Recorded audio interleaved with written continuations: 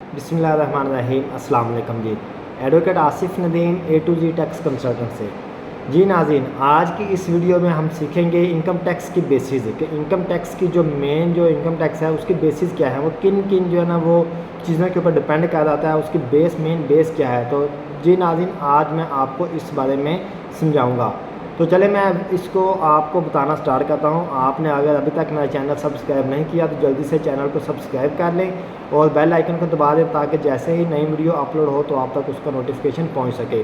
तो जी नाज़रीन, इसमें जो है ना सबसे पहले तो मैं आपको बता दूं कि इनकम टैक्स के अंदर आपको अपनी रजिस्ट्रेशन कराने से पहले जो कुछ बेसिक पॉइंट हैं जिनको आपने अपने माइंड में रखना है, अंडरस्टैंड करना है और इसके प्रोसेस को आपने अंडरस्टैंड करना है। ठीक है, नॉलेज ऑफ बेसिक कंसेप्ट जो है, ठीक है, उनको आपने अपने माइंड के अंदर रखना है कि उनको जो है ना वो लेके हमने कैसे अपने जो है ना फाइलिंग सिस्टम के अंदर, टैक्सेशन सिस्टम के अंदर लेके चलना है। तो आज हम इस सारे जो है ना यही जो चीज़ें इनके बारे में बात करेंगे। अच्छा, इसमें जो बेसिस है इनमें सबसे पहले जो है ना वो आपके आ जाती है टैक्सेबल इनकम। तो अभी हम बात करेंगे कि टैक्सेबल इनकम क्या चीज़ है। तो टैक्सेबल इनकम जो है वो वाली टोटल इनकम होती है जो कि आपकी जो डोनेशंस होती हैं उनको निकालने के बाद और जो आपकी डिडक्शंस होती हैं उनको निकालने के बाद और जो डिडक्टेबल अलाउंस हैं, डिडक्टेबल अलाउंस कौन से होते हैं जो कि FBR की तरफ से जो है ना वो अलाउ किए गए हैं कि आप इनको डिडक्ट कर सकते हैं। ये सारी चीज़ें जो डिडक्शंस और ये डोनेशंस और ये डिडक्टेबल अलाउंस जो है ये निकालने के बाद जो आपके पास टोटल इनकम बच जाती है ड्यूरिंग द ईयर, उसको हम जो है ना वो बोलते हैं टैक्सेबल इनकम। उस इनकम के ऊपर आपका मज़ीद आगे जो है वो टैक्स इम्प्लीमेंट होना होता है, उसके ऊपर जो है ना टैक्स लगना होता है, उसे हम क्या बोलते हैं जी टैक्सेबल इनकम। अच्छा, अब जो टोटल इनकम जो है, टोटल इनकम क्या है? Total income is the aggregate of income chargeable to tax under each head of income. मतलब टोटल इनकम क्या है कि टोटल इनकम जो है ना वो एक जो है ना वो सम है जो कि तमाम हेड्स का जो है ना इसके जो 5-6 हेड हैं इनकम के, उन हेड से जो डिराइव की जाती है, जो कमाई जाती है इनकम, उस इनकम को हम जो क्या बोलते हैं टोटल इनकम बोलते हैं। अब वो हेड कौन कौन से हैं, अभी मैं पहले उसको उन हेड्स के बारे में आपको बता दूं कि वो कौन कौन से हेड हैं जिनके थ्रू हम जो है या जिनसे हम जो है इनकम जो है ना ड्राइव करते हैं, कमाते हैं पाकिस्तान के अंदर या अब्रॉड या फॉरेन। तो वो कौन कौन से हेड हैं आज हम उसके बारे में भी डिस्कस करेंगे इसी वीडियो में ही। जी नाज़रीन, हेड ऑफ इनकम जो है वो मैं सबसे पहले तो आपको बता दूं under the income tax ordinance 2001, यानी कि 2001 के जो इनकम टैक्स आर्डिनेंस है उसके मुताबिक all income are broadly divided into following 5 heads. यानी कि इनकम के कितने हेड हैं, मैंने आपको बताया कि 5 हेड हैं और इन 5 हेड के अंदर ही जो है ना इनकम को डिवाइड किया गया है जो कि टैक्सेबल इनकम बनती है। उसमें सबसे पहला जो आपका हेड आता है वो आता है सैलरी इनकम। ठीक है, यानी कि आपने जो भी इनकम आपने सैलरी से कमाई है, मतलब आपने कहीं पे जॉब किया, आपकी जो सैलरी इनकम है पूरे साल की, उस वो एक हेड बनता है आपका इनकम टैक्सेबल इनकम का। ठीक है, और टोटल इनकम का फर्स्ट कौन सा हेड आपका आ जाता है जी सैलरी है, सैलरी इनकम। ठीक है, देन आ जाता है इनकम फ्रॉम प्रॉपर्टी, यानी कि अगर आपने कोई अपनी ज़मीन, कोई प्लाट, कोई घर, कोई दुकान, कुछ भी आप प्रॉपर्टी जो है आपने वो अपने रेंट आउट की हुई है और उसके ऊपर आपको इनकम मिल रही है, उसके ऊपर आपको मंथली जो है ना वो रेंट मिल रहा है और वो आपकी कंबाइन होके at the end of year आपकी वो एक टोटल अमाउंट बनती है। तो उससे हम उसमें अगर कुछ आपकी रेनोवेशन वगैरह है वो निकाल के बाकी जो अमाउंट बचती है वो आपकी बच जाती है इनकम फ्रॉम प्रॉपर्टी। तो उसके ऊपर भी टैक्स बचता है। अभी हमने कह लिए 2 जो हेड है वो हमने डिस्कस कर लिए, एक इनकम फ्रॉम सैलरी, दूसरा है हमारे पास इनकम फ्रॉम प्रॉपर्टी।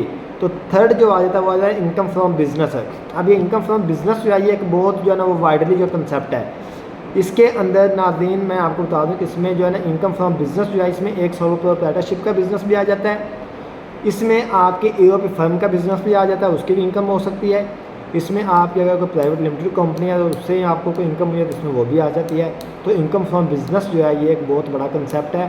तो थर्ड जो हमारे पास हेड ऑफ इनकम है वो कौन सा है, इनकम फ्रॉम प्रॉपर्टी।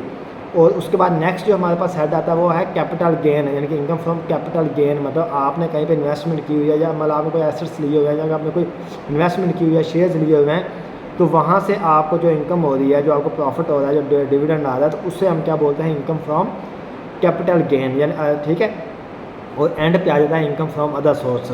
ठीक है, ये अदर सोर्स जो है ना इसमें कुछ भी आ सकता है, इसमें आपके जो है ना वो डिफरेंट आपको बोनस आ जाते हैं, मतलब डिफरेंट इसमें जो चीज़ें आ जाती हैं, ये है इनकम फ्रॉम अदर सोर्स।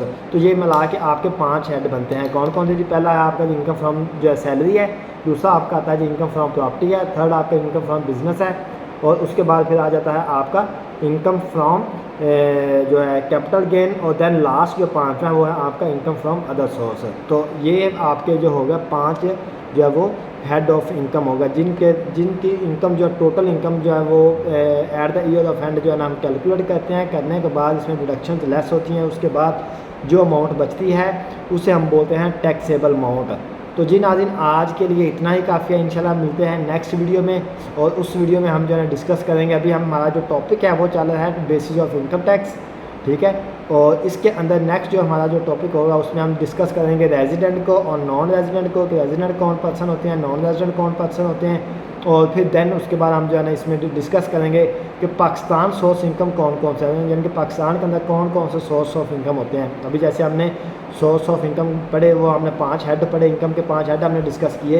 इसी तरह हम पाकिस्तान सोर्स इनकम के हेड जो है वो भी हम डिस्कस करेंगे, और फिर हम फॉरेन सोर्स के भी डिस्कस करेंगे। फिर हम डिस्कस करेंगे कि पर्सन कौन होता है, यानी कि इसमें हेड्स आते हैं, इसमें जो है ना एक वर्ड यूज़ होता है कंपनी, इसमें स्टेट सेल टैक्स के अंदर या इनकम टैक्स के अंदर पर्सनस।